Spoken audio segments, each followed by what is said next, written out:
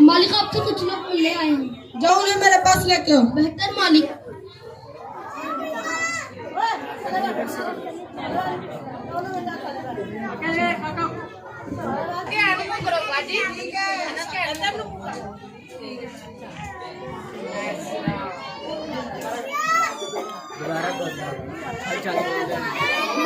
कोई जगह नहीं है मालिक अगर आपकी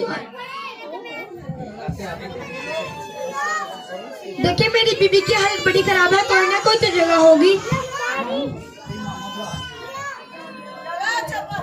मैंने कहा ना हमारे पास कोई जगह नहीं है तो कोई जगह नहीं है। मालिक अगर आपको इजाजत में कुछ बोल। जी बोलो। अस्तबल में रहने के लिए कुछ जगह है। रुके रुके, अस्तबल में रहने के लिए कुछ जगह वहाँ पर रह सकते हैं तो रह लें। हम रह लेंगे। जाओ इन्हें छोड़ के आओ।